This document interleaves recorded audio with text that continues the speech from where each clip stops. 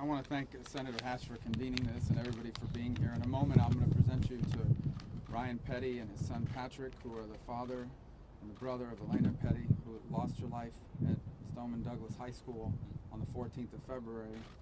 And also Kyle Kashuv, who's a student and has really been involved here over the last week or so in meeting with an impressive array of people across political lines to try to find a solution to this terrible problem that we fear could happen again. About a week ago, I believe the parents, the families, the 17 families impacted by this showed a great example to the nation of how to proceed. They met over a series of hours on a Sunday, and they had to come to a decision about whether they can come together and get behind legislation in Tallahassee, Florida. And for some family members, it didn't go far enough, and for others, it went too far. They had differences of opinions on different provisions, but ultimately they determined that they would agree on what they could agree on and get those things done, and then continue to work on the other things that they may disagree on. And I think that's an example to the nation, and it's an example to us who work here about how we should proceed. There are things that we agree on, and the notion that we should do everything we can to put in place systems to identify and to stop someone before they commit an act of violence, being a mass shooting or taking their own lives, is something we can all agree on. And the fact that across this country, whether it's in Utah or in the LA school district, there are programs that are successfully doing it, give us a model to follow. And that's what the Stop School Violence Act is about. It is not designed to solve every issue or every problem with regards to this, but it is designed to address the most important part of this. And that is that we have individuals in this country that for various different reasons have committed themselves to taking the lives of other people. And we need to find out who they are, and we need to stop them before they do it. This is a bill that enjoys broad bipartisan support. In a moment you'll hear from my colleague from Florida, Bill Nelson. But I want to quickly read through the list of the co-sponsors of this bill. Senators Klobuchar and Jones and Collins and Blumenthal, Senator King, the Majority Leader, Mitch McConnell, Senator Young, Senator Murphy, Senator Smith, Senator Grassley, Senator Daines, who joins us here today. Obviously, I mentioned Senator Nelson, Senator Peters, the Majority Whip, Senator Cornyn, Senator Moran, Senator Stabenow, Senator Heinrich, Senator Heller, Senator Blunt, Senator Heitkamp, Senator Whitehouse, Senator Cassidy, Senator Roberts, Senator Baldwin, Senator Wyden, Senator Capito, Senator Hoeven, Senator Brown, Senator Portman, Senator Murkowski, Senator Fisher, Senator Udall, Senator Sullivan, and Senator Ernst, who also joins us here today. This is a bill that has growing bipartisan support. We should get behind it, we should pass it, and we should move forward and continue to debate or address the other issues. Because identifying these people before they take action is the most important thing we can do and the most effective thing we can do, and it's something we all agree on. I was asked to give a brief statement just in Spanish, and I'll just do it by saying brevemente, esta es una ley que ayuda a identificar a las personas que tienen la intención de cometer un acto violento, identificarlos y pararlos antes que tomen esa acción. Y eso es sumamente importante. Hay grandes diferencias sobre diferentes temas, sobre este tema de las armas de fuego, pero una de las cosas que sí estamos todos de acuerdo, de manera bipartidista, es que si podemos identificar a alguien antes que tome acción violenta y pararlos, eso es algo que todos estamos en acuerdo y que debemos hacer lo más pronto posible. It's important that we get something done and get something done in a bipartisan way. Obviously, there are differences of opinion. Senator Rubio and I not only sponsoring this for training, technology, equipment, making grants available to the states that would make our schools safer, but Senator Rubio and I also the sponsorship of the legislation that would provide financial incentives to the states to identify the red flags, those that would be brought to the attention of the authorities on someone that would pose a danger. You see by the extensive list of the sponsors of the bill, we need to get this going. And it's a shame that it has to come at a time of such great tragedy. And we have had our fill of it in Florida just in the last year and a half, 2 years. 49 people gone in the Pulse nightclub, then the Fort Lauderdale airport shooting, and now the school massacre. It's important to get something done.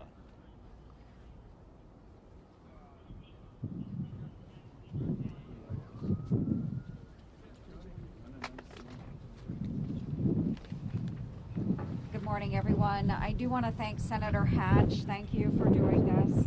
And all of my colleagues, especially Senators Rubio and Nelson, for introducing this legislation and for their continued efforts to make our communities a safer place. As a mom and a grandma, I would expect that all of us would want our children to go away to school and understand that they would be safe at school and come home to their families whole. And so, again, I want to thank all of the co-sponsors of this legislation for working to make their communities much safer. I also want to recognize and thank Kyle and Ryan for joining us here today. Their voices are so important to our work as we work together to prevent these devastating events from ever happening over. Our children's safety, well-being, and future must always come first, and that's why I'm proud to stand in support of the Stop School Violence Act. This bipartisan legislation will provide our schools with additional resources to prevent senseless and tragic violence. It will empower our states and local communities to take the steps they deem necessary to deter future threats and ensure our students, teachers, and faculty can focus on what is most important at school, learning and growing. It's time we move forward with this bipartisan legislation so we can try and stop these tragedies again before they ever happen in the first place. And again, I want to thank the sponsors of this legislation and work to make sure that we are moving this bill forward. It is imperative that we do this now and we do it soon. Thank you so much. Senator Daines. I want to thank Senator Hatch. I want to thank Kyle and Ryan, who are here with us from Parkland, Florida. I also want to thank Senators Rubio and Nelson, that we have a Republican and a Democratic senator, both from Florida, standing here today. I was in that meeting with President Trump last week in the cabinet room. President Trump opened up that meeting and said, we need to act now. As a father of 4, I can say that when moms and dads drop off their kids at school, they want to know that they're safe. After 9/11, we secured our skies. It's time now that we secure our schools. And we must rally together here, Republicans and Democrats, and Senator Rubio read off that long list of bipartisan co-sponsors on the bill. We must pass the Stop School Violence Act as soon as possible. It's about detecting early. It's about deterring those threats. We need to train students and teachers to identify warning signs and stop school violence before it ever happens. We need to improve school security infrastructure to deter and respond to those threats. We must develop school threat assessment and crisis intervention teams, because we can't let what happened in Parkland, Florida ever happen again. Thank you. Good morning. I also want to thank Kyle and Ryan for being here, and Senators Hatch and Rubio, Nelson, on their leadership on this issue. You know, the one element of this bill that I think is very important to recognize, it's focused on school safety, and we all want that, of course. We all want that. But we're a big country, and a lot of what matters in how we're going to define school safety and security is going to be different in different states, in different communities. And a lot of that is going to be designed by local school administrators. And what this bill does, it recognizes that. So it sets out broad parameters, gets funding to different communities, throughout our entire country, but then allows the local circumstances and the local issues to be addressed and designed by the people who are on the ground. And I think that's a very important element of this bill. I'm proud to be a co-sponsor.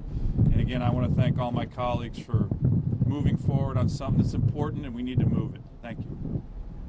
And I'm going to introduce now Mr. Petty, who will speak from the family's perspective, and then Kyle, who will speak from a student perspective. I just want to make one last point.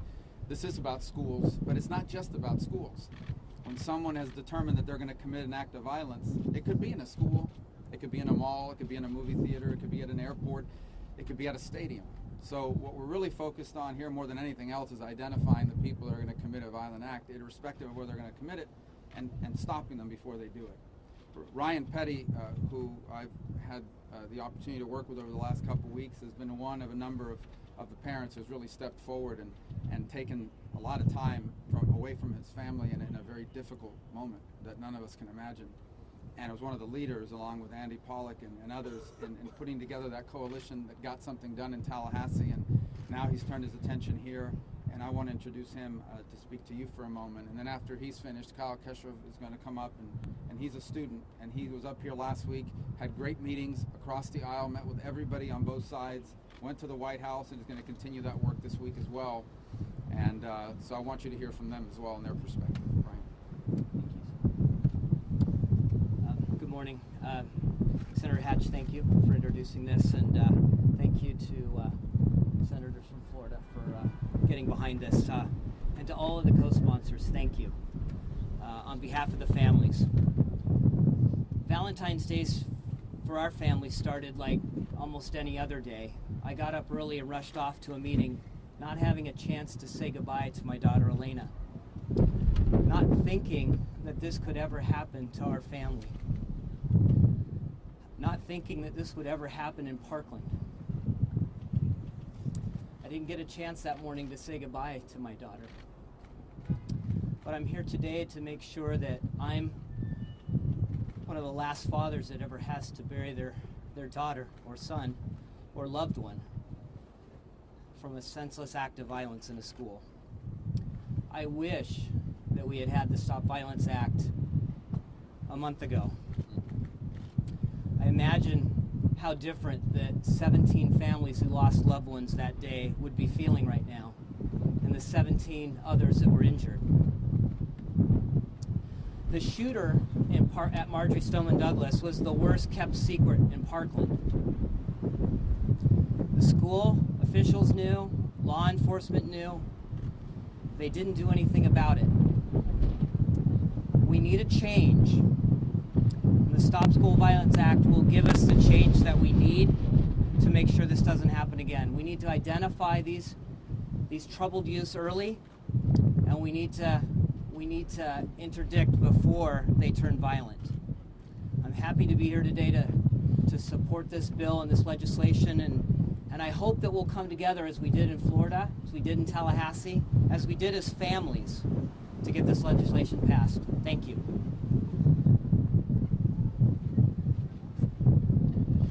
I'd like to thank all the senators and everyone's helping on this bill. Every student should be able to go to school and feel safe and secure, and shouldn't worry about going home to their families, or their family shouldn't be worrying about them. It's absolutely important that we put this act into law, and making sure that we have proactive preventative measures that make sure this won't happen. And I truly believe that if this act had been in place a month ago, Parkland wouldn't have happened. I implore all the senators to truly read into the bill and reach across the aisle and support it. Thank you.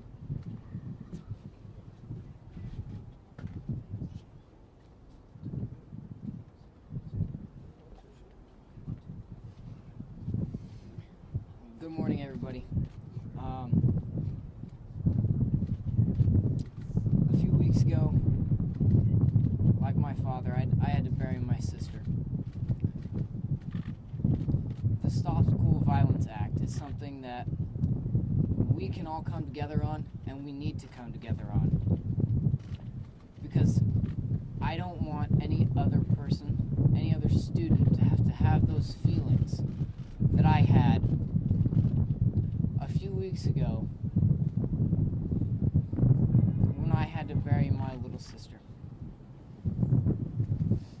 I was at the school that day, and as soon as we knew what was going on, like my father said, it was the worst kept secret in Parkland. Every single student knew exactly who it was. And that is why this bill and this act is so important, because it gives us, the students, the teachers, and the parents all an opportunity to sit down and talk with law enforcement and exchange information so that we can all get the message out, so we know the issues, we know who and what they're capable of, and we can bring the correct response to anything that may or could happen, so that something like Parkland will never happen again, and no other student, no other person has to bury their sister or a family member or loved one. Thank you.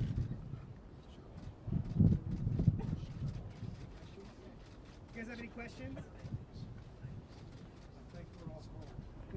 Go ahead. Thanks, you guys. What is the likelihood that you're actually going to get a vote before recess? What? What's another likelihood of a vote before recess? Well, I think we'll just get that. We're very hopeful, and that's what we're pushing for. That's why we're here today. And we hope that you'll go out and report on it and create that level of enthusiasm. The House is going to vote on it this week, so hopefully that continues to give us some momentum to get it done. Senator, do you think it might go inside the omnibus? Is there any real serious talk about that? We just want it, we'll see what they line up in terms of the way forward. We're open to anything. We just want to get it done. We want to be able to show progress and build momentum to keep going and do other things. But we think this is a good first step. It's the one that we think we can pass the fastest. And it's not the end of the debate, obviously. But I think you got to take one step before you take the second one. Here in the back. I have a question for Senator Rubio and Mr. Petty. All the families in Tallahassee were united together on the gun bill, even if they had disagreements on various things that should happen after Parkland. Have you been in contact with the other families? Do you anticipate getting all 17 on board for this bill or for other pieces of legislation in the coming weeks? As far as I'm concerned, I've spoken to 3 of the families, Mr. Gutenberg, Mr. Petty, Mr. Pollock, and I'm hopeful. You know, I've kind of allowed them to focus and wanted them to focus on Tallahassee first and get that done. And now that got done last week, you know, we spoke on Sunday about this, and with Mr. Petty, and I've been in contact with Mr. Pollock, and hopefully the families will be able to come together and be supportive of this as well, understanding that for many of the families, they want to do more than just this, and I understand that. And this is in no way walking away from the opportunity to do more. But I think we can all agree that this is important, and this is something we should work on. So hopefully we'll follow that example that was set in Tallahassee. I don't know if you wanted to add anything. I would agree. I think this bill is, I'm under no illusion that it's easier to get legislation passed in Washington, D.C. than it is in Tallahassee, but I think the elements of this bill are what brought us together in Tallahassee. And as Senator Rubio said, this is a great first step. Our guests are really cold, guys, and maybe you are as well. So, Okay, thank you. thank you.